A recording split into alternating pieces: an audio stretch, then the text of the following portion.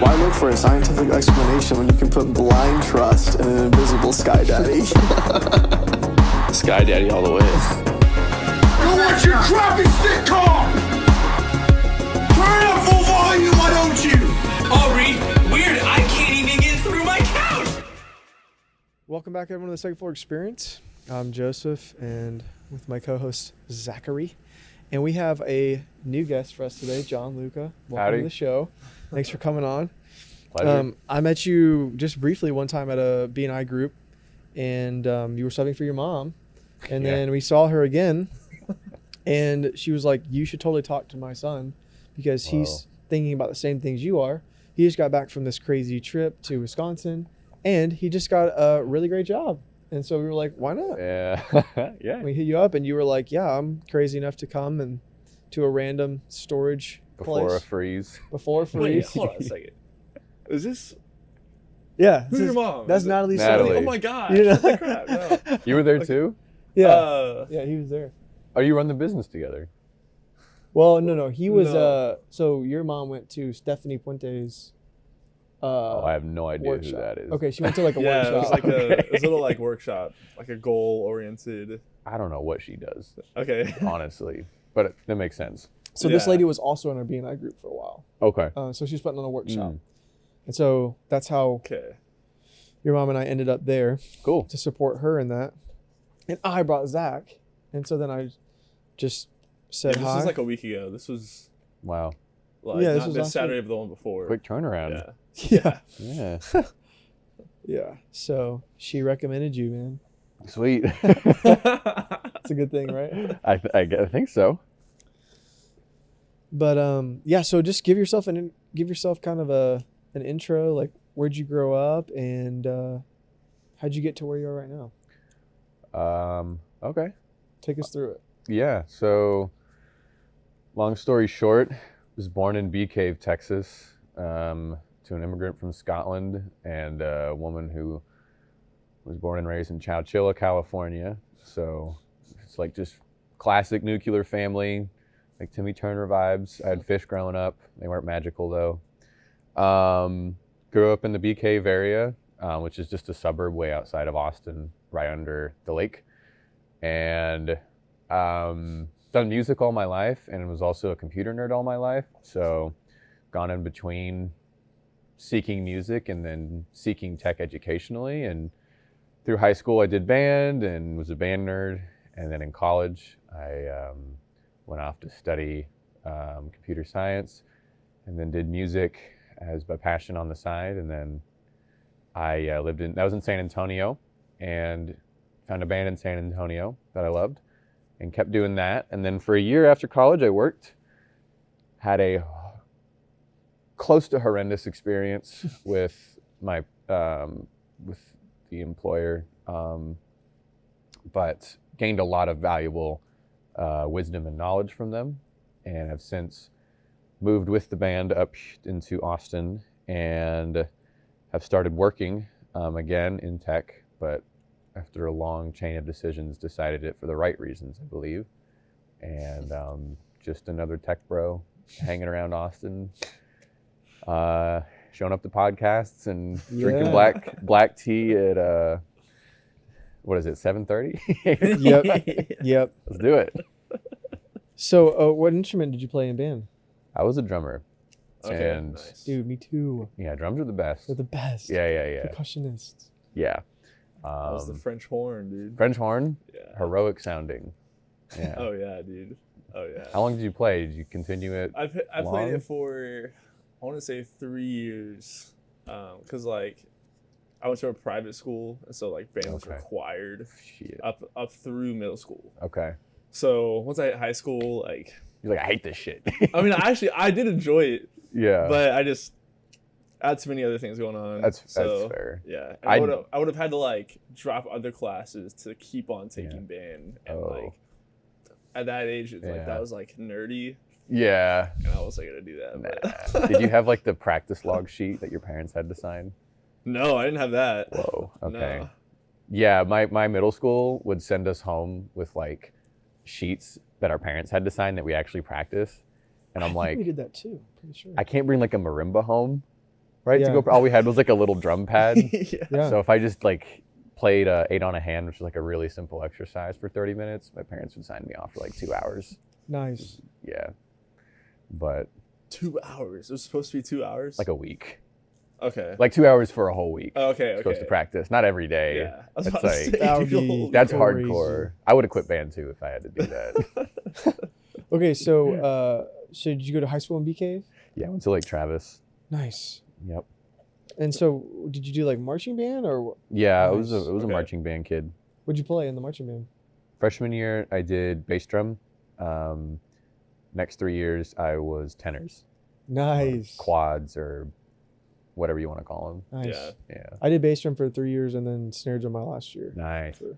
Yeah. It's brutal on your back, dude. Carrying that, Yeah. especially the quads. Yeah, I was such like a nerd. I was such a band kid that I like bragged about having stretch marks from how like bad it messed up my back. Because Really? it's all your lower back Yes. holding that thing up because you're rotating along this part, right? And you have to engage all these lower muscles to stand upright, and then you have to like keep completely still and then like crab your way around Dude. with your legs. And so for like scrawny little 16-year-old Jonluca, like it was like a Herculean task to Dude. develop enough muscle to carry those things. That's awesome. I mean, dude, marching band. It's like a sport. It's, A lot of people would argue with you about that. really? Yeah. People used to like think it was almost like it was like a hot topic as if band was a sport. Like, Yeah. I didn't. Yeah. How's cursing on this podcast? No, you're That's- good. Yeah, you're fine. You're Yeah. good? Like, Yeah, so yeah. I didn't give a like, I got my exercise in. I didn't care if people thought it was a sport or not. Okay, But yeah. there were some who were like, actually, we're like Olympic athletes on the field. Yikes. Okay, I don't Um, know if I'd say that. but- Yeah, it was like we actually Yeah. are required to run 3 miles every day in the heat. We're actually like football players. And then they would say that to someone who's like, just like runs for fun. And they're like, what are you talking about? Yeah. But I would agree it's a sport. Like, it's definitely intense. a lot of work. That's Yeah. It for definitely requires a lot of physical capability, I guess. sure. Yes. So Yeah. Okay, so then you graduate, right? Mhm. And then did you join a band after you graduated? No. I tried to do professional marching band, which was DCI or drum corps. No way. I tried out for the one here based in Austin for Genesis. I failed miserably on like the second or third camp. But then Well, that's sorry? What does that mean? Like, what does failing miserably look like? I walked in there like thinking, dude, I'm the best in the whole freaking, like Yeah. I thought I was the walking in there, Yeah. right? Just because I thought I was the best at my school. Mm, And then I walk in there, I just get smoked, right? No way. And one of the things the reason I started playing drum set was because I walked in there with this huge ego, and then one of the techs came by. Techs are the guys that are like running the camp, doing music, telling you what to play, what to fix, all that. He asked the room, all the drumline people were trying out in, and he said, "All right, everyone, put your sticks down. Raise your hand if you play drum set." I didn't raise my hand. Everybody who did raise their hand ended up passing on, and they were doing great. And he said to all of us, like, if you don't play drum set, you're not a real drummer. Like, you're not a percussionist. Dang. Yeah. What? He was brutal with it. But looking back on it 5-6 years later, like, he was right. Hmm. Like, if you play drum set, you just have something that you can't get without playing it. Mm. So that's what inspired me. So I went home and I was like, I gotta learn drum set now. So I was like battered ego, humbled, Yeah. but that really opened me up to allow myself to learn a new instrument, yeah. because I'm the type that like hates being bad at things Hmm. for the first time, especially. I'll just like throw it away and be like, I don't need to touch that. Yeah. Yeah. So I was able to start drum set through that, and I didn't join a band until post-COVID. Because Oh, really? my first year of college got cut in half with COVID. Okay. And then my third semester was fully online. So was my second. Fourth semester, I came back, and then I got tired of sitting in the practice room, like practicing rudiments and all that good stuff. Yeah. So I just started looking on Facebook Marketplace and found some crazies on online and eventually found my band. Really? Yeah. Damn, that's wild. You found them on Facebook? It was even worse than Facebook. It was almost like Craigslist for musicians. It wasn't even the musician section of Craigslist. It was just like old PHP website that like didn't even ask for an email. And you could just upload any file format and like make a post on any thread. And I just made one in the San Antonio thread. And then I had like bromance with 2 guys, and the second guy is the lead guitarist of my band. Holy crap. No way. Yeah, we just found each other through that. That's wild. sick, man. Yeah, internet does some good things sometimes. It does, yeah. Yeah. So I don't know if I missed you saying it. Where did you end up going to college? I went to Trinity University. It's a tiny little liberal arts school Nice. up in Almost Park in San Antonio. It's like 20, like my high school was bigger than it. Yeah. It's like Our 2,600. college was pretty small. Yeah. Yeah, too. same. Did you do anything like for music there too? Or Yeah, I was in the jazz band there. Oh, okay. Okay. Mhm. Nice. Jazz band is sick. It was a lot of fun. Yeah. Yeah. And you studied what? Computer science. Computer science. I almost did a minor in religion. too. Really? Yeah. And I feel like it'd be interesting to talk about here. It's Yeah. studying. I almost did it because I went into college like very woo-woo. And I thought I would like scratch that itch by taking religion classes. Yeah. And the department was also like really struggling. Okay. So like fourth semester rolls around and I'm enrolled in like some senior level course because they need people to fill the courses. And they're like, we'll give you a minor or a major if you just keep taking classes. But yeah, they were like, please, we need this. We need you. Yeah. That's insane. And I was already juggling like my major studies and my band and like somewhat sustainable social life. And Yeah. I was like, nah. That's pretty brutal. It's That's just a all. It brutal was just schedule. all book work. It wasn't any like think about why this man has had his hand up for 3 years in a row. It was more like, what did this white author mean when he was dissecting this book that another white guy wrote 2,000 years ago? Mm. You're like, okay, like Yeah. that's not really fulfilling me. Yeah. And so, but you did take like a couple, like you did take courses on like religion? Yeah. Okay. Yeah.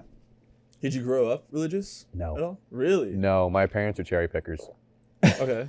Yeah, they I don't want to say like they go to church, but they went to kind of non-denominational church. Yeah. Around when I was like 12, I got to complaining enough Mhm. because I just wanted to play Minecraft in the morning. Dude, I can relate, bro. I was like, Mom, Jesus can wait. Like my sheep or whatever I was taking care of can't. So Got a mind for that diamond, dude. seriously, I got to get to, what is it like? Children the- yearn for the mines. The what is it, Z level 10 or something that the diamonds spawn on? I remember that. Dude, I'm right there with It you. was that or TF2. Do you all play that game? No. Team Fortress 2? Uh-uh. No. Dude, I have like 3 in-game months in that game. What? From growing up. Yeah. Holy crap. Dang. Yeah, like hours-wise, 3 months. Through Really? my childhood growing up. I had a few games like that too, dude. Yeah. Dang. Well, okay, so you said your dad was born in Scotland. Yeah. Okay, so I actually met Oh, your wow. dad once when I went by y'all's house to quote a fence gate. Well, okay. So I did meet him, and I was like, oh my gosh, like, are you? And he's like, yeah. The real deal. And, anyway, so like, how did your mom and him meet? They met here in Austin. I forget why my dad was here, but my mom graduated from UT, so she was hanging Oh, around. nice. I think they were at some like Mardi Gras party, and like she totally like waved him off. She thought he was faking his accent when she was talking to him because he was like fresh off the boat from Scotland. No He'd only been in the way. States for like 3 years or so. Wow. He had a stunt in Florida. Then he came over here. I think he like wrote his number on a dollar bill. She spent it at a Taco Bell. Like a week or two later, they're at the same bar, and here I am. Really? Yeah. Oh wait, so wild. he wrote his number on a dollar bill. Yeah, like classic party. Like She spent the dollar. yeah, she at was like, "This Taco guy's Bell. a loser. He's faking the accent to impress me." Dang. Did they Bought meet a up again taco. later though? Yeah, they saw each other at a bar. Wow. And do you have any Yeah. brothers or sisters? I have a sister. Okay. Yeah, Older or younger? younger. Okay. Yeah, By like how many years? 6 years. Okay. Yeah. Wow. Nice. That's it. Nuclear family. Yeah. Wow. Mhm. So obviously, he's a first generation immigrant, Mhm. right? Yeah. Okay, that's pretty cool. How was that growing up with an immigrant father? Well, I used to think that calling my dad an alien was like fun. At school, like none of the kids really understood. Yeah. When I was like 8 or 9, I was like, guys, my dad's an alien. And they're like, no, he's not. And I was like, yeah, he is. He showed me his green card. And I thought it meant he was like an alien, like coming off of a ship with like, I didn't really have like the cognitive for sure. power to think beyond Yeah. that. But That's hilarious. other than that, it was only like the biggest thing for me was like there wasn't a language barrier, which was really, really awesome. Yeah. My dad spoke Scottish, which is like it's English. It's just a little hard to understand sometimes. But there was no language barrier and like a very small culture barrier. So like the environment I was raised in was really familiar to him. So, and he also married my mom, she grew up in the States. So it Yeah. like wasn't too bad with him understanding like weird customs. Like he's into football now, like American football. Really? Yeah, not soccer, but Yeah. he goes to like That's awesome. a bunch of football games and he does the whole rah-rah thing. Yeah. That's hilarious. Yeah. Wow. And your mom is very successful. She used to be like big into tech or big into the corporate world. Yeah. I just know like a little bit about her story, and then Yeah. she started a travel company, and then Yeah. most recently she also has a merchant services Yeah. company. right? Successful workaholic. Yes, she's very, Yes. very ambitious, to say the least. Yes. Do you share that ambition? I think I share a similar stubbornness, but I also I feel like I regulate stress differently. Mhm. I don't have the just tenacity of it because I think she grew up trying to prove something. Mm-hmm. Your dad seems really laid back, though. He like sleeps 20 hours a day. Like he's chill. He's That's chill. awesome. Yeah. But I think I do share ambition. And I do get that from my mom Mhm. of kind of that drive. Yeah. I'd be in the mines if we were like 80 years back. Be like, I'm going to get my fortune. I'm going to make it. Yeah. I'd be panning for gold in California. And so you went through college and you graduated with Mm-hmm. a degree in computer science, and you said you got a job. Mm-hmm. So tell us about how that was. You said it did not end very well. So I'm not going to name the employer. Of course. But it was in San Antonio, and it involved working on government contracts. Nice. And so with government contracts, there's a certain level of intelligence that you cannot breach. And by that, I mean, you got to keep secrets, Mhm. right? You got to make sure no one sees what you're doing. But I wasn't like stealing people's information like NSA. It was just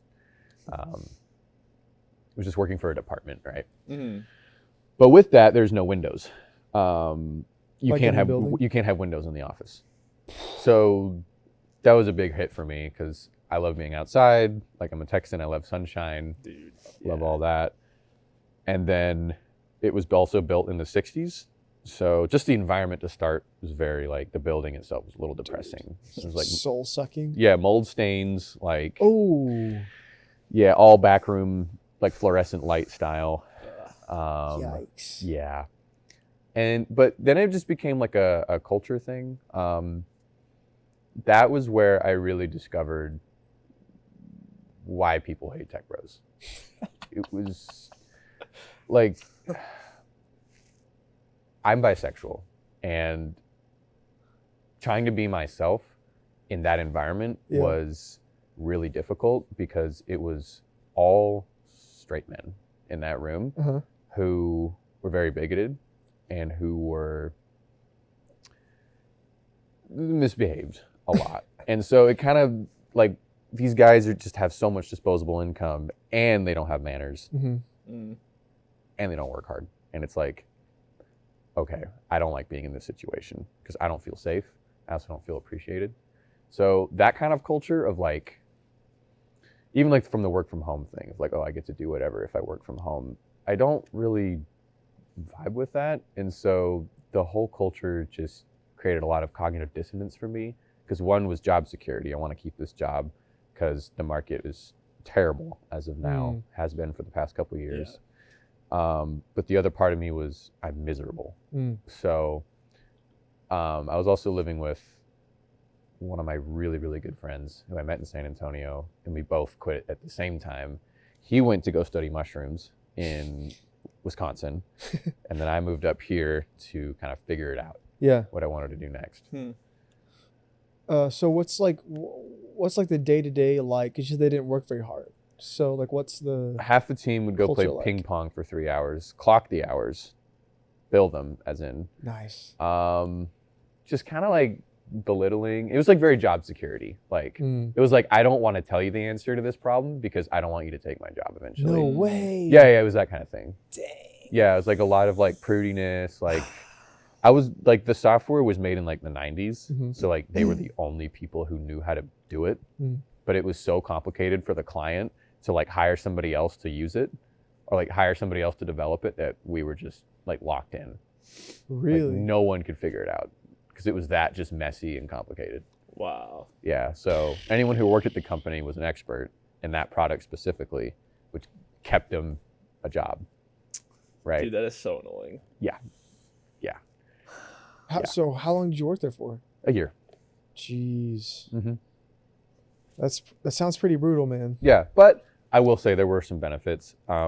It was like very technically developmental. I learned a lot that my degree didn't teach me, and I did meet some good friends through it that worked there as well.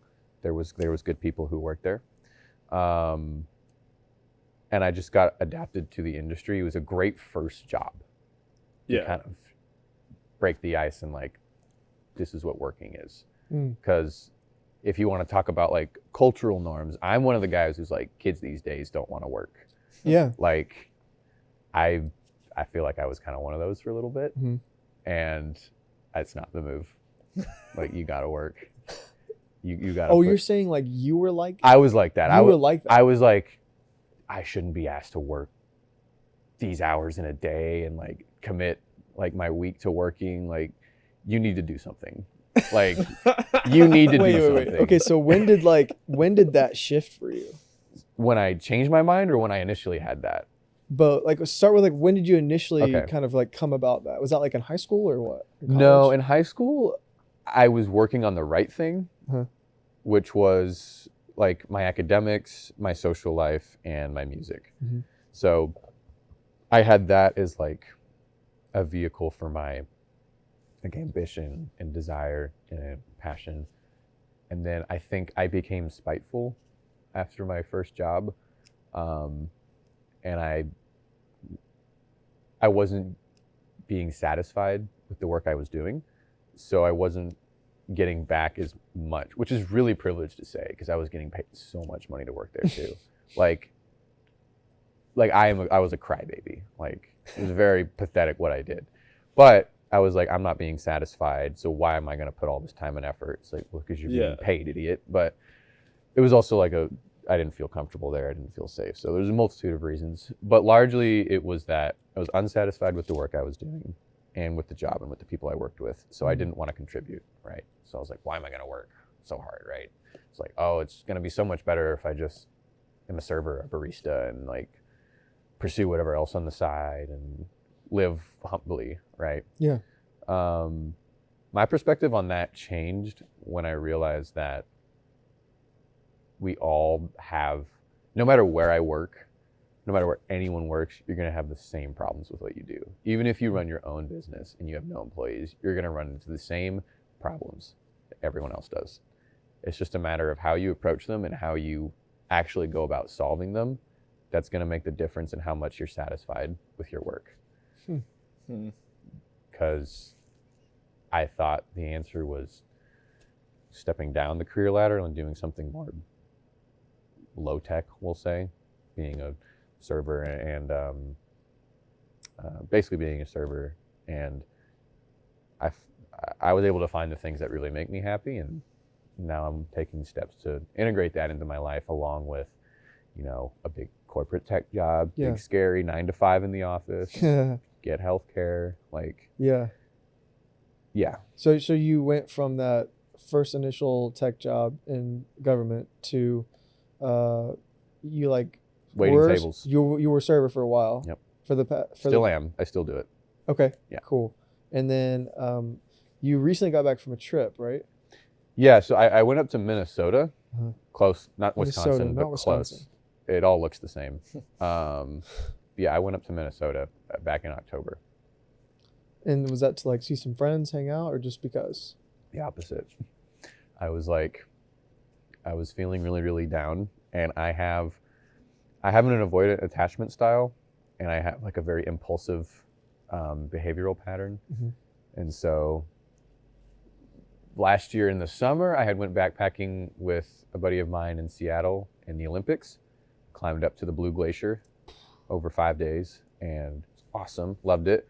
So when we got back, I had all this gear, and I was like, I went on Reddit, and I was like, what's the easiest backpacking trail in North America, right? And it said there was a Superior hiking trail up in Minnesota, because it borders along the coast. So I was like, okay, I got to do that at some point. It was just sat in the back of my mind. September, August rolls around, and I'm kind of freaking out about, I had just quit my job a month or two prior, and was living at home unemployed. And I was like, oh, or no, I just started a job. I've been doing that for 3 weeks or so. Mhm. And ended up booking it during the dates of ACL, when the work that I was doing, when the place that I was working at was going to be the busiest. So management didn't like me. Nice. 2 weeks in, requesting 3 weeks off. Yeah. But Dang. I was part-time. I was it's employ at will, around, find out, Yeah, right? yeah, yeah. So I dare you to fire me. Yeah, right. And I just went up there because I was just felt this seething need to go do it. It was literally the I must go into the woods meme, or return to nomadicism, Yeah. that kind of thing. Yeah. So I went up because I felt like I had to, and it was really, really cool. Just by yourself? Yeah, I soloed it. Wow. Yeah. Tent camping, Backpacking. backpacking. Yeah. So backpacking through Oh, I know, but wood- did you sleep in a tent, Yeah. hammock, or what? sleep in a tent. Nice. It was too cold for hammock. Yeah. They call that cold butt syndrome. Oh yeah, Up dude. there. I've experienced that. Yeah. It's not fun. Too many times. Yeah. Dang. Yeah. So you were how long were you on the trail, camping? Backpacking. 14 days. Holy Dang. crap. So a full 2 weeks. Mm-hmm. Wow. That's awesome. Thanks, man. What did you find out about yourself? More of what I let go. Mm. I found that I had all this anxiety and attachment to, well, no, it wasn't that. I found out what was really important to me, right? Mm. And what I thought about the most was just the people in my life, and those people that I spent time with at home, just how much I missed human connection. Because I was there alone. I didn't meet any other hikers going my direction until my 13th day. Jeez. And then we got lunch afterwards. But I had several days where I didn't see anybody. Just going through the Wow. woods. But it's really good, I feel to spend that much time with yourself, because you get to digest. And I learned how I can get myself through difficult situations, and how capable I am of something like that. But as well as, even though it felt really difficult for me, there's so many people around the world who are going through something insanely more difficult. So it really put into perspective how easy I have it, and how grateful I need to be for that, and how hard I want to work to not only make it worth it, but to appreciate it and respect how easy it is, and our modern world, right? Because Yeah. I was like shivering a lot of the nights, like they were below 30. It was below 30 out there at the night, like drinking beaver water, oatmeal in the morning gets to you. But I think it made me like a better person coming out of it. I actually wore this jacket on the hike. That's where all the holes come from. Oh, nice. It's goose feather. Like this thing is so fragile. I would just like be like going through a tree to go pee, and then I would come out and like have several different holes. I think this is one too. Yeah, it's interesting. We talked to a guy named Kevin who, on the podcast last year, who I think he's in like corporate sales, and he was in between jobs too, and decided to just do an impromptu trip to like Colombia or something. Yep. And he traveled a lot for sure, more than most, I think. But he said that he was freaking out, like had a lot of anxiety about getting fired. And he just was like, I just have to book this trip. And he booked it, left with his friends, and was taking interviews from like a hostel in like Colombia. Whoa. And ended up landing like a great job there. Good for him.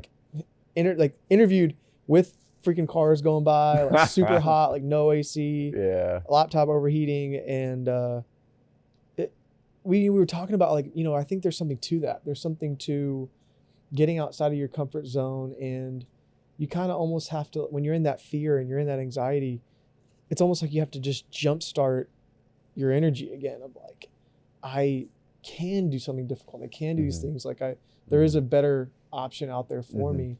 And, it seemed like that really helped him land that job. Yeah. In a way. Yeah. So do you think that contributed in any way to you getting this job, or was it before that? 100%. Really? 100%, man. Like when I was out there, because when you're in the woods and you have everything you own on your back, which is probably a cowboy song, I thought a lot about like what I was doing with myself back at home and what I wanted to start doing. And all my habits were just kind of laid bare. I was like, what's the first thing I think of when I wake up? What do I think of when I open my phone? Yeah. How like you become really attuned to how you react and what cycles your body goes through. And it's almost like a reset after like the first week, because all you're thinking about is like a cheeseburger for a week straight after that 7th day. Yeah. And then you're put back in the modern world and you're like, what is all this bullshit going on here? Like I was just, when you have just the one goal of reaching the next campsite through the whole day, it's like enlightenment, right? That's what enlightenment feels like. It's just simple, and you go, and whatever happens, happens. You're just going on to the next spot. And when I got back, I really took the upstairs freedom I felt I had in my headspace to really just put my nose down and focus on what I needed to make happen, to make myself happy and the people around me happy. And I'm like trying to quit cigarettes this year, and that's part of it. And trying to stay on top of my fitness, and applying to jobs is one of those things, because you burn out really, really fast. Applying to jobs over and over and over. So I was able to get over 100 applications in over last fall. Huge. Like all cover letters. It sucks, but part of it was like, you have to do this. Like if that's what you want, you have to do it. Like there's no shortcut. There's no instant gratification. There's no like plan you can buy. It's like, you just have to do it. So Dang, bro. So did you like, you got this job before you left, or you interviewed before you left, or what? I got this job 2 weeks ago. 2 weeks ago. But Gotcha. it was more of the trip just kind of lit a fire in me that I hadn't had for a long time. Because I just feel like I got really in tune with myself, and got like my chakras were aligned after so so this trail was nice because they had latrines at every campsite. That is really nice. But they don't have toilet paper. So they have two options. You either have toilet paper that you carry with you and you keep, or no, you like throw it in the latrine, or you have to keep a whole roll with you, right? I went the bidet route, and after you do that twice a day for 2 weeks, no shower, like I poked a hole in a plastic water bottle, Nice. and then you squeeze it, and then when you're squatting, you just like that, and it's Dang. like cold water too. So Dang, you went the bidet route. That's crazy.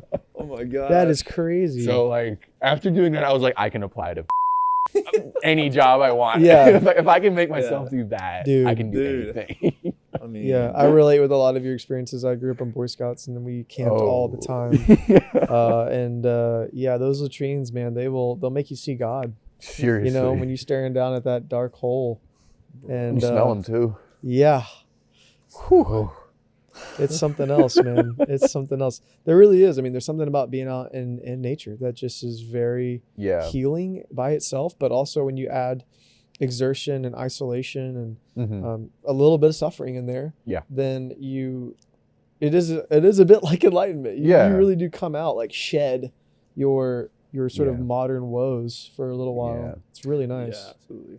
Yeah, and I hate to get all woo-woo, but Please. The entire trip, no. After the third day of when I had like a mental breakdown of like, I'm alone, manically scribbling in my journal. After I finished my dinner, had journaled, had gotten my sleeping bag, I was like, oh, it's still not over. I still have 11 days left. It's like, but then just like this wave of euphoria hit me. Yeah. And it was the exact same feeling that you have after like a really good trip on mushrooms. Exact same feeling. So the way I tried to connect that is like all that fear that I had and all the fear that you get on, I call it like the mushroom shivers when like you're going up and you're like, oh, I'm like starting to feel it. Like, oh no. All that fear just felt conquered in that moment. And I was like sitting there in my sleeping bag in like 29-degree weather. And I was like, I'm going to do this. And I just felt like euphoric about that. Wow. You have fear about it. You can have fear about landing a job. You can have fear about talking to this cute girl at the bar. You can have fear about what your parents are going to think about your next decision, but it can't control you or else you'll never move. You'll be frozen. And I felt like I was moved and motivated in that moment. Just like after a mushroom trip, you have all that like, what do you call it? Like introspection and like mental digestion that happens. You have clarity. I just had clarity of like, I got to do it. So I forgot the initial question. Me too. I keep on rambling. So, but you definitely feel like you're on a better track now. Yes. Like, and so you feel. So, what is this job now that you're doing? Data engineering. Okay. I'm not going to name the employer, but I'm working on like a lot of new tech software, and I'm like a consultant, but I'm paid by the product. Okay. So it's really cool. It's client facing, which is something I was looking for. And everything else is like exactly what I was going for. Really? So it just lined up. Like Yeah. it just fell in my lap. Like I connected with a recruiter, and then 3 weeks later I had the job. Dang, dude. Jeez. So when do you start? Started last week. You started last week. Yeah. Oh, nice. Yeah. Okay, sorry. And Trying to get this all straight in my head. and you're still active in your band? Yeah. Or okay. Mm-hmm. So Our show tomorrow actually got canceled because of the weather. Really? Oh, for real? So do Yeah. you guys play like once a week or a few times a month? Depends. It was like 4 or 5 times a month, Ooh. maybe even 6 when we were in our heyday in San Antonio. Moving up here, it's a difficult ball game up here. We play around 4 times a month up here. We've been getting a lot of gigs for 2025 spring. Really? So yeah, like we're getting reached out 2-3 times a week for a gig. Nice. They're like planned in advance, obviously, but like Yeah. I'm like the manager of the band. I like act as like the booking agent. I'm like, let me Awesome. get back to you about the rest of the band real quick. Yeah. I just send a message in the group chat and I'm like, hey, you guys free? But yeah, we've been getting busy, and I still do that as much as I can. Yeah. That's the only thing I do musically though, is the band Okay. and like Yeah. learn guitar in my free time. So what kind of like music is it? Alt rock. Nice. I don't even know how to describe it. It's kind of whatever the we want. I think it sounds good. Yeah. Yeah. I think That's all sounds that good. matters. It's a retro cowgirl. I wore the shirt today. Oh, let's go. Yeah. Retro That's sick. Cowgirl. It's not That's an a sick innuendo. name. Dude, I would be down to go to a gig. That'd be sick. Yeah, man. We got our Instagrams and all that good stuff online. Yeah. Is it? Is your Instagram Retro Retro cowgirl. Cowgirl? Okay. Yep. Yes, sir. You heard it here. I'm gonna give it a follow. Okay. Okay, so I'm curious about, like, we said in college, you said that you, like, what interested you in taking the religious courses? I had been doing like a lot of reading. My parents, they were into the woo-woo side of Austin when they first moved here in the 90s. And they met this guy, David Data, and he's since written a bunch of books. But he's kind of like a teacher, like a spiritual practitioner, like someone who wasn't like verified by like a organized religion, but he obviously knew what he was talking about, like philosophically. And so they just had a lot of like practices of internal reflection, right? Yeah. Whatever you want to call spirituality, whatever you want to call it, they did it. Yeah, okay. And that's why I called them cherry pickers, because they're like, oh, we really like this idea in Christianity, but we also really like this idea in Islam, and we really like this idea in like Zen Buddhism, right? Yeah. Right. So they took a lot from those different religions, and I just was like reading their bookshelf at the end of my high school career. And then I went into college going like, well, I read books, so I'm obviously enlightened. I've read all the spiritual self-help books. Everyone's below me. So I started taking these classes to learn more about the religion, and it helped me get a perspective on like where modern religion comes from, and also a perspective on where spirituality comes from. So I think a lot of spirituality is like Orientalism a little bit.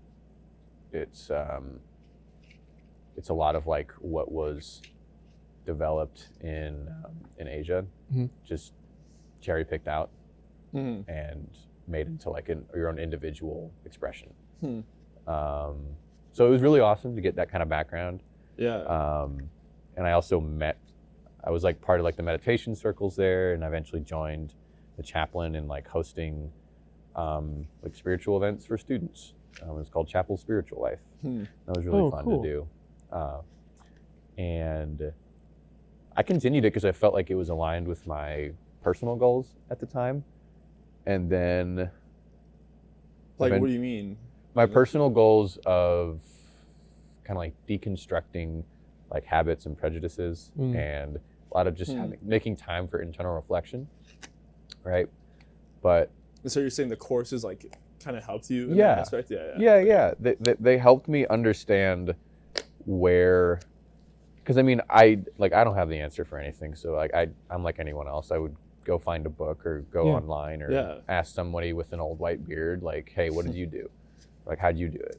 And it's nice to understand like the huge history of religion that the earth has, or that humans have, and like how that has played a huge role in civilization. Like the fact, well, who knows what's going to happen this year, but the fact that like most modern civilizations don't have like an overarching religion as like the state, the culture, the law, all that is crazy. Yeah. And that's just how a lot of religions used to operate. So it was awesome to understand that. True. Yeah. That is interesting. It's interesting to me because, I mean, we both I grew up in like a Christian, family, and then went to a private Christian school. Yeah. And then SAGU was also a private Christian university. So and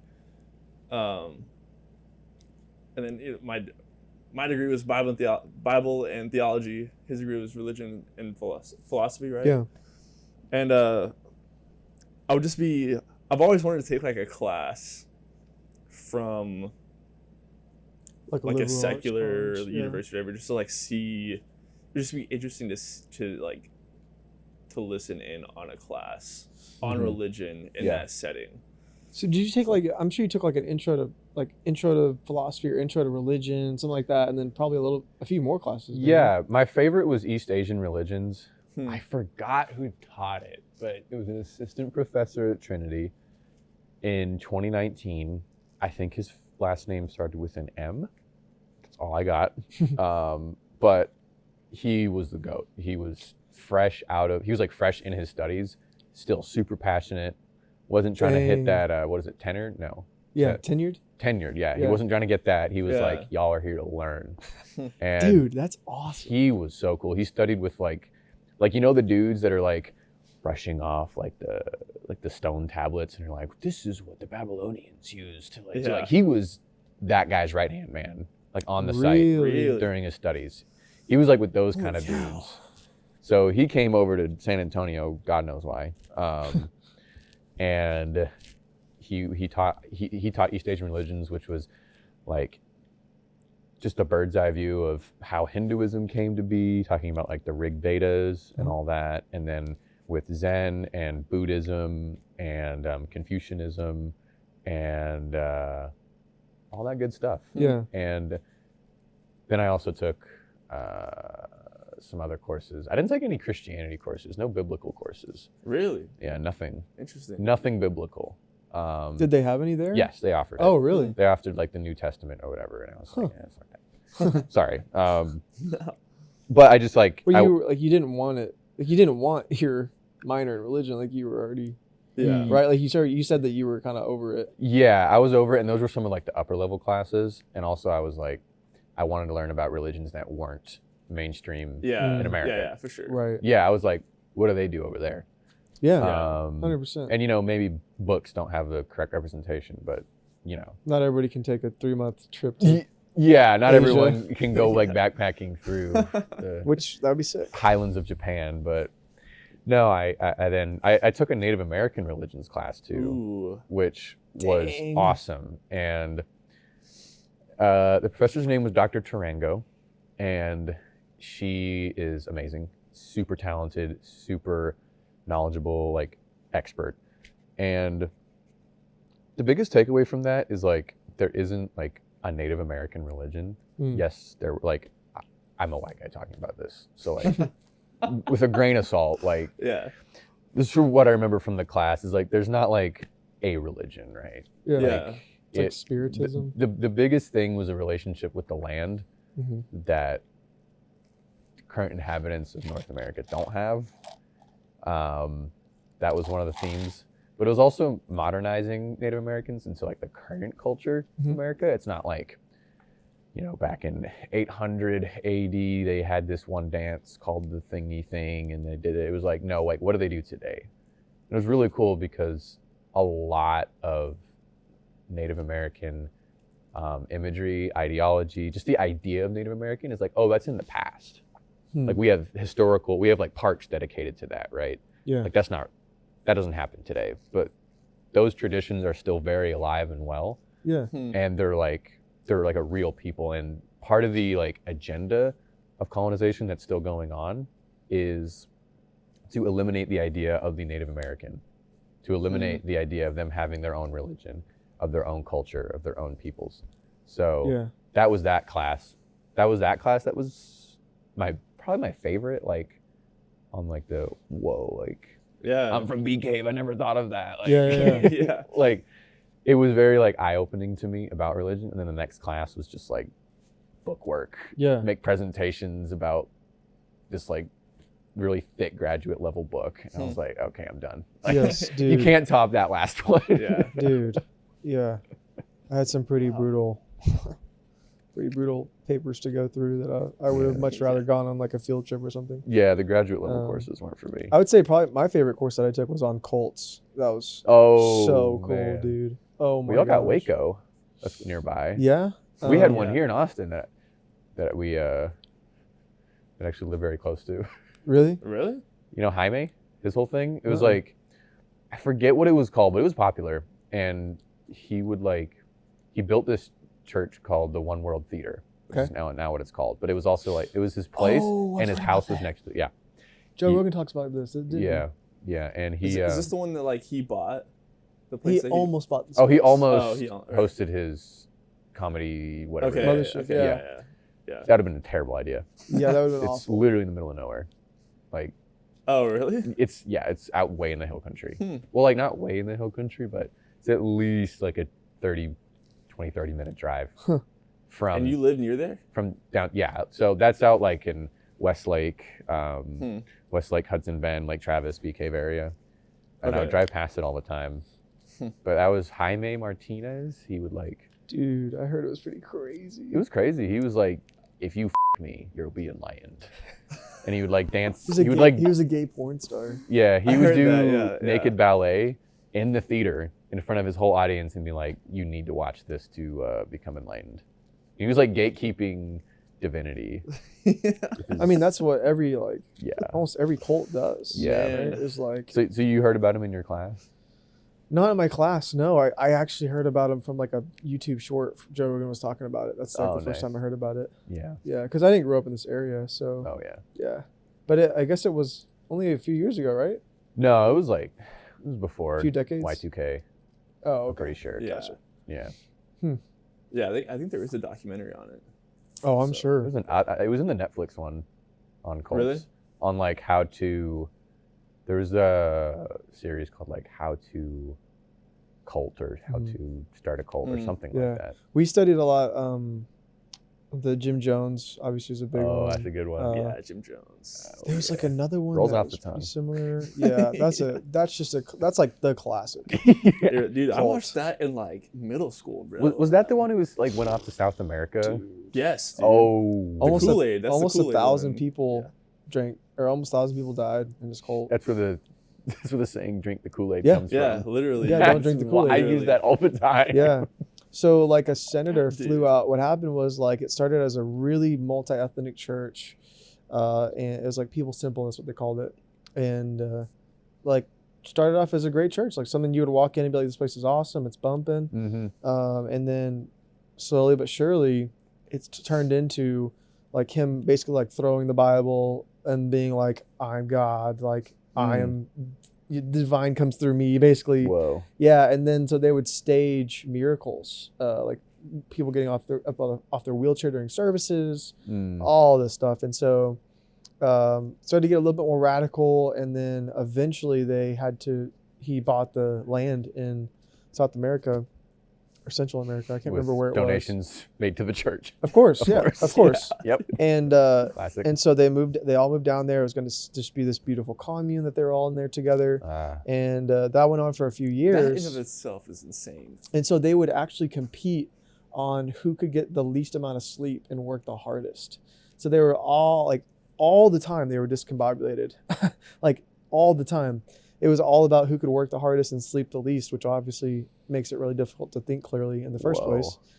And so then you started kind of getting some medical issues and some Like really tough child rearing. winters. Yeah, stuff like that. And word reached back to the United States, and a senator flew out there. Yeah. And then they, right before he was about to fly back and like shut him down, they shot him and everyone that was with them. And then they went and committed mass suicide. Yeah. Dude. Yeah. That one was wild. If you're gonna do that, at least make it a good story. Dude. Yeah. I yeah. mean, yeah. dude. That one's wild. My yeah. favorite was the what was it? It was the like we are aliens, Mm. but we're in human form and we're never gonna reveal to you our alien form.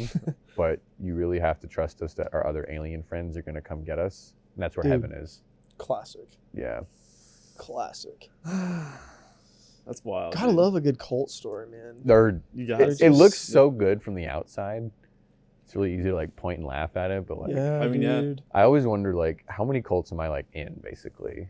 Like, what Dude. am I subscribing to So- just with no thought? So I read the book. I used to Yeah. think the same way, and then I read the book on a guy who was like the Waco guys. Yeah. Like not right hand man, but like third man. Okay. Like he was up there with them, and I don't know if you know, but they actually also like had a band, and so they would go and like play at different bars Were they around any Waco. good? Yeah, Shit. yeah. So this guy that wrote the book was the drummer for the band. Ah. And he gives a fascinating perspective on what it was like for him to join the cult and how like it blew my mind how normal it felt reading his story. Yeah. Because all he was just like down kid who just didn't have any purpose. And then this guy, David Koresh, was like, hey, you're a good drummer. We could really use the help. And then, his right-hand man was like, yeah, David Koresh is like, he really knows scripture. Like he really knows. And then it's like, he's kind of the Messiah. And then I was like, yeah, whatever, dude. But then slowly but surely, he just built a relationship with David Koresh. And he was like, man, just come, like, just be a part of this. And he would do these like hour-long teachings, like hours long into the night. And just slowly but surely, he just was like, you know what, I'll just go with them. And that's how he joined. Like, that's just how it was. You got nothing else. Yeah. He's like, I'll go with them. And then he eventually became convinced that David Koresh was the Messiah. There was going to be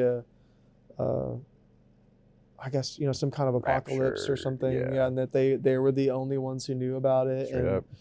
that's why they had to create the commune. And then, but truly there was like a wild amount of government overreach in that story too. That's why it's so complicated, is because the ATF, What's that? it's the government, alcohol, tobacco, firearms. Okay. It's a government agency. And they basically were like a task force along with the FBI they eventually like surrounded the compound because David Koresh and his people would actually they were legally selling guns, like going to gun shows. Whoa. That's how they would make some money for their place, right? Whoa. And the government basically, I'm not gonna say fabricated, but they overreached on thinking that they were doing it illegally without really enough evidence. And because they thought that, I think David Koresh had made some comments about. Well, does the government really ever need reason? Yeah, That's and just so what they need people to think. they surrounded the place, didn't let any reporters in, Shit. didn't let any flyovers happen. There you go. And then they literally had like tanks there, like not full-size tanks, but like SWAT tanks. Whoa.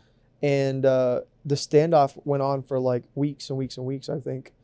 I'm sure someone can fact check me on all this, but they eventually burned the entire place down. But they like exchanged gunfire and several officers were killed. They tried to go in. They tried to like go in the building and they killed ATF officers. Whoa. And then they killed several of the cult members. And then it became a stalemate for several more days.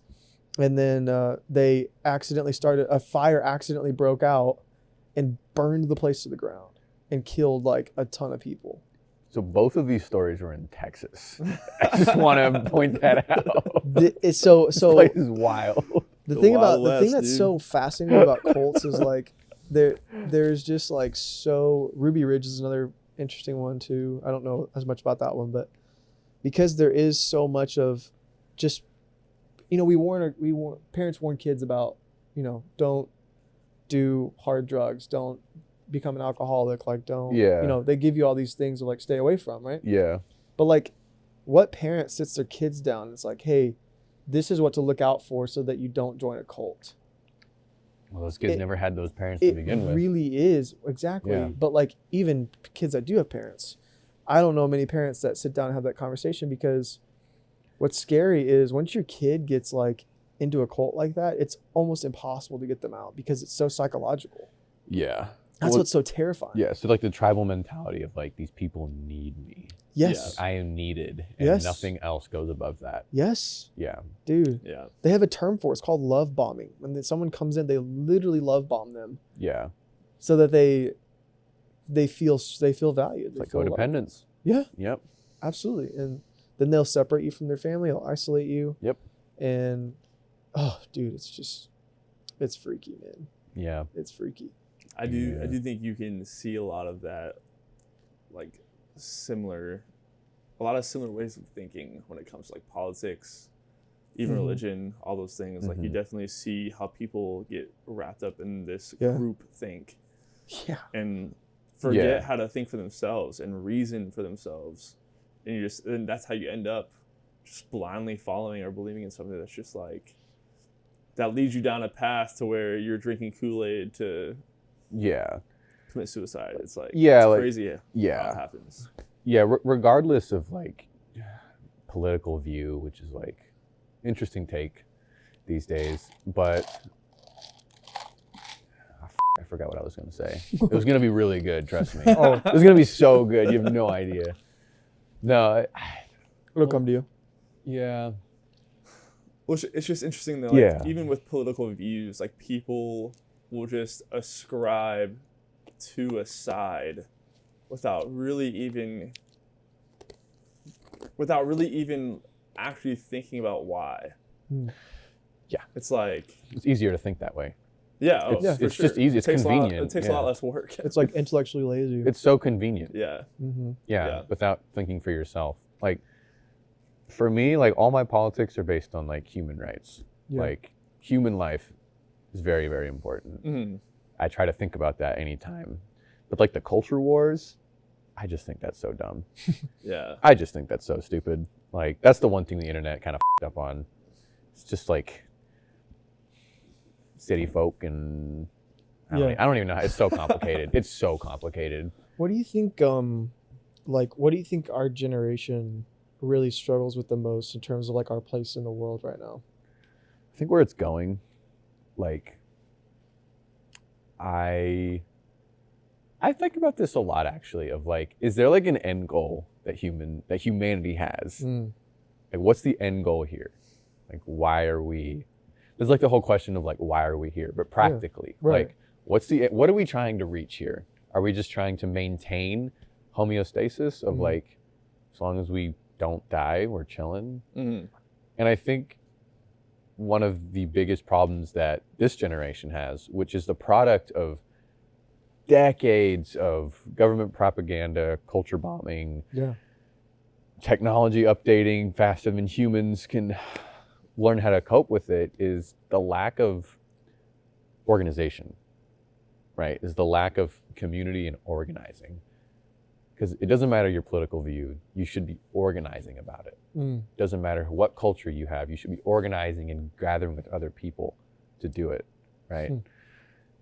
And that's kind of why, people might join a cult, is because they don't feel like they have a community, or they don't have an organization that represents them, that makes them feel like their identity is rooted in something less vulnerable than their self, their human body. Because if everything you value ever is all that you are physically, like it's just your body and your ego, you are going to walk around terrified, because that is a very, very fragile thing. You're going to be terrified all the time about somebody coming and attacking you, something happening to you. You're going to be very protective of that. But when you organize and you have a large community around you to protect you and to represent you, you feel better and you feel confident and you feel strong, knowing that you're contributing to something that isn't as fragile as yourself. And I think that's what I want to make happen more in my life and with the people around me, is having organization, having lots of people who agree, not per se agree with me, but represent my ideals and work towards similar goals, or how should I say this?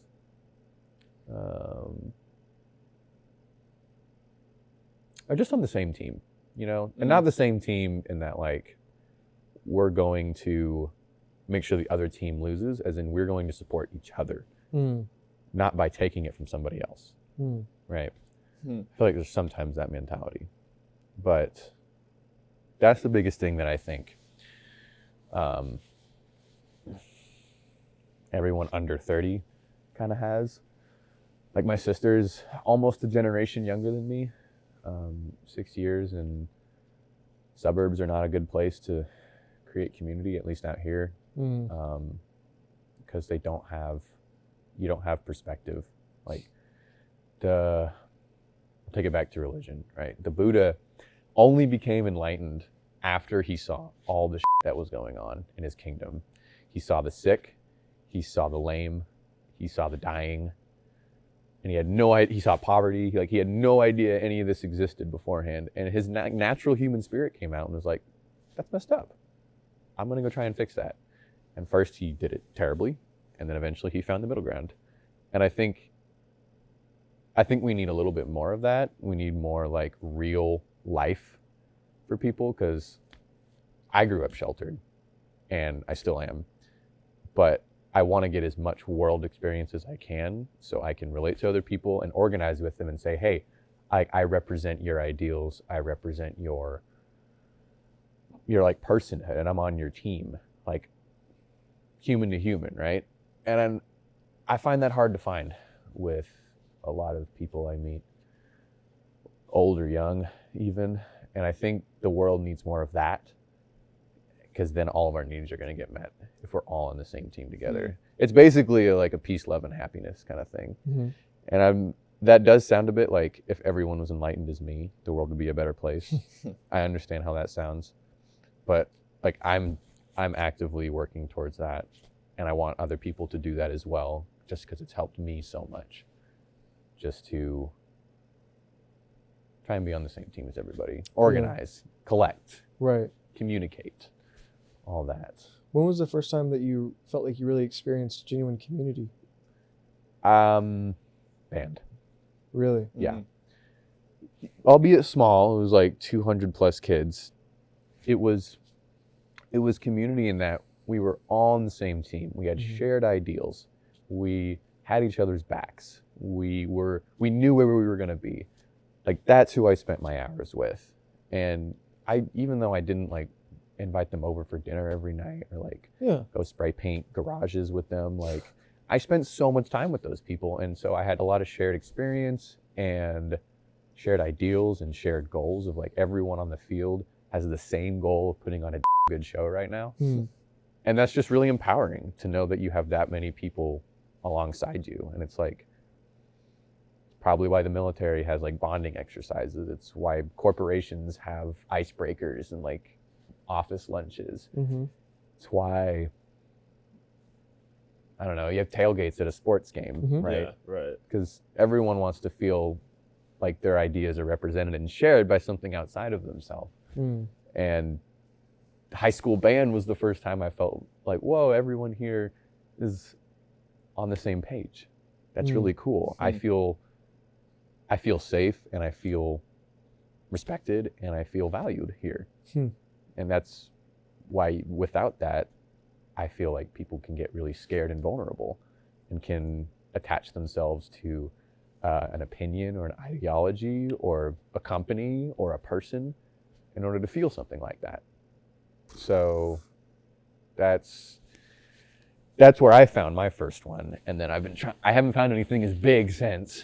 But I try to organize with like friends, and I want to do something called like poetry night when I end up having my own place that isn't out in the bush, I'll call it, of Bee Cave. And that was a thing where I just invited everyone I thought who was like publicly acceptable over to. I did it in San Antonio with my roommate. Anyone that we thought was publicly acceptable, right? Wasn't going to cause problems. Wasn't going to bring a gun to the function, right? We invited them over for a thing called Poetry Night, and it's where we just created a space, usually a campfire, and we brought alcohol and other things, where we just allowed people to share anything creative they've done and that they want to share. And when people first showed up, they were like, I'm not creative, I don't do anything. And then eventually they'd be like, so actually I wrote this whole short story when I was like 15 and I want to share it with y'all. And we're like, yeah, come on, share it. And that was the most recent bit of community, because we all wanted to hear each other's stories. It wasn't like a bar where you're like waiting to impress everyone. It was just I genuinely wanted to hear what other people had to share. So I'll stop talking about that. That one. No, that's great. It's like a little Dead Poet Society. A little bit, yeah. Wish Robin was there. That's kind of sick. Dude, Williams. freaking love Robin Williams, man. Yeah. Gosh, I feel like you hit it on the nail, though. Like, the reason why people just tie themselves like so deeply to opinions or beliefs or whatever is because they lack that sense of community. Yeah. And like that sense 100%. of belonging. Yeah. And feeling loved. Because you're right, like when you feel loved, when you feel like you belong, it does give you a confidence that you don't have, that you wouldn't have otherwise. Yeah. And Yeah. I think what you said was Yeah. Like explained it really well. humans are much more willing to go through something for someone else than for themselves. Like most people don't value themselves more than the people that they love and around them. Like truly, like when it really comes down to it, it's not like, are you gonna fold their shirts? It's like life and death situations, or like someone, like a family member has a health concern, like you're gonna help them out. If your relationship constitutes that, obviously it depends, of course. But if you love someone, you usually go out of your way to help them. And that's what kept us on this planet for thousands of years. That's how we got espresso, right? But yeah, when you miss that, you just become this, like, I'll just use like big tech for example, or like CEOs or something, or like Wolf of Wall Street even. Like I just don't want to name any names. You just kind of like jaded and selfish and inhuman, right? It's like, that's not a way to live. It's really not. No. Well, yeah, it's just so interesting to hear you say something like that, because we've talked about it a lot, especially on the show too, how like the last time we really felt a community like that was when we were in college. Yeah. And and on our dorm, like we were, that's like where the whole second floor name comes from. We lived on the second floor. That was like what we were known as, whatever.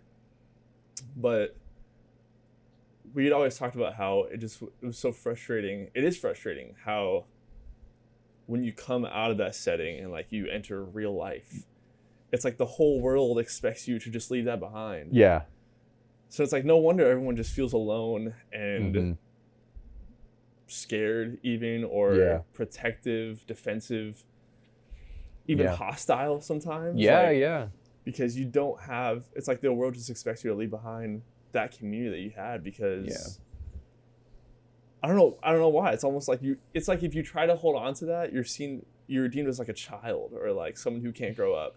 Like get rid of, like, forget about the past. Yeah.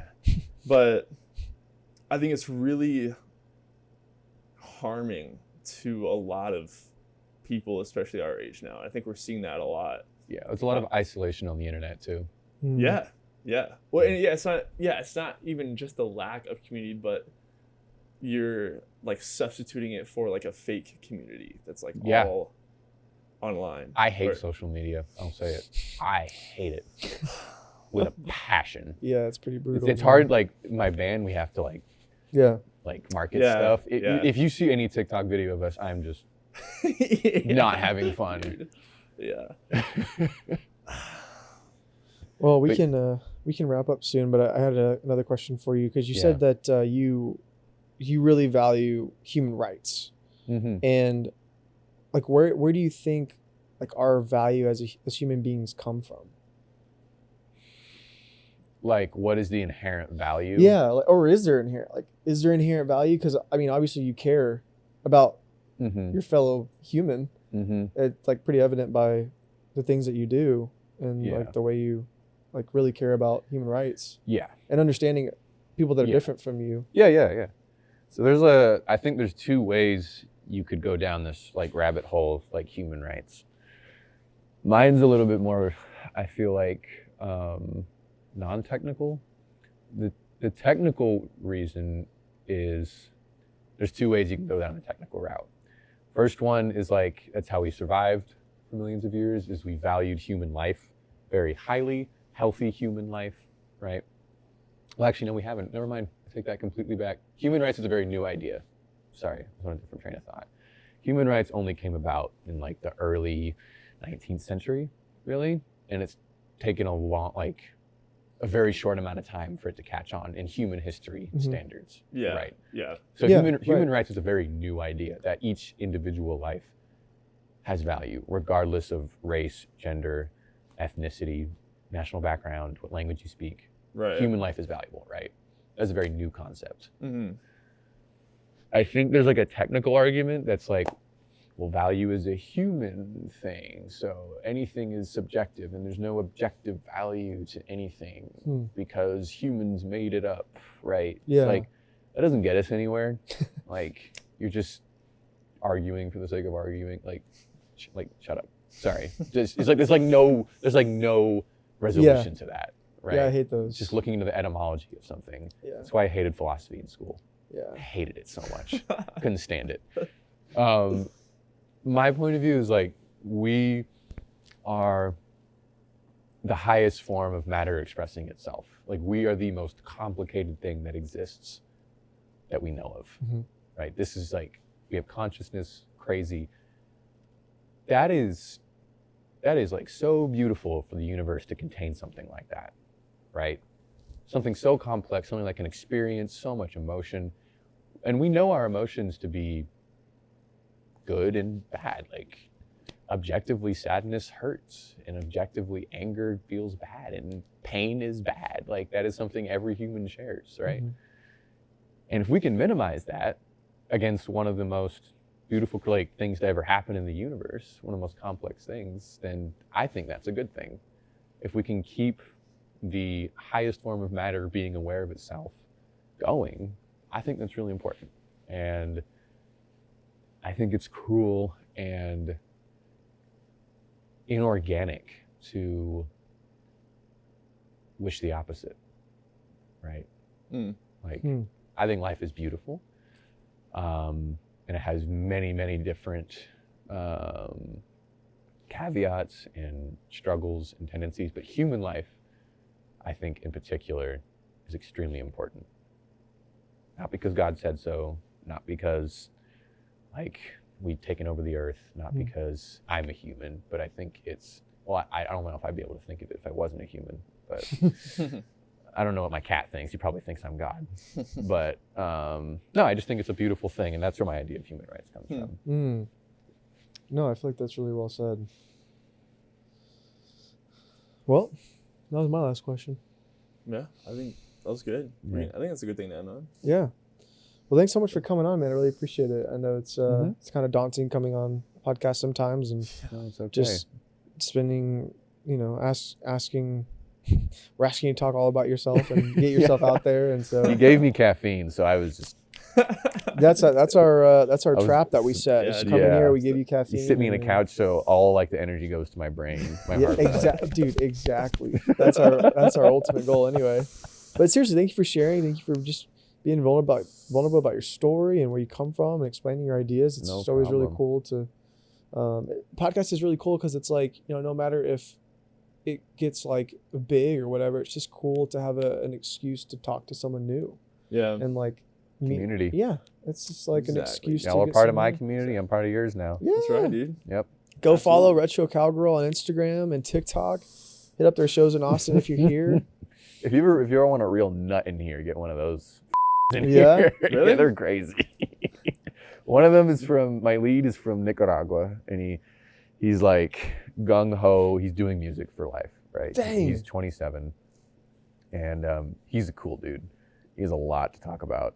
And then our singer is Julia. She just has stories on stories, just being herself.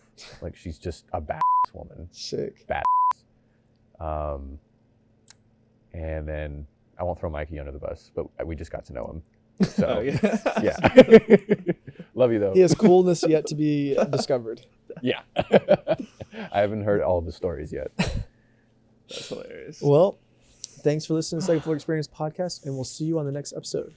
Peace. Dude, I am freezing. I know. I know. I was like, am I shivering or is it the caffeine? And I think it was both. Probably both. I'm trying so hard not to shiver. I wanted to add on to your comment about. I want to talk to you. Not now, later.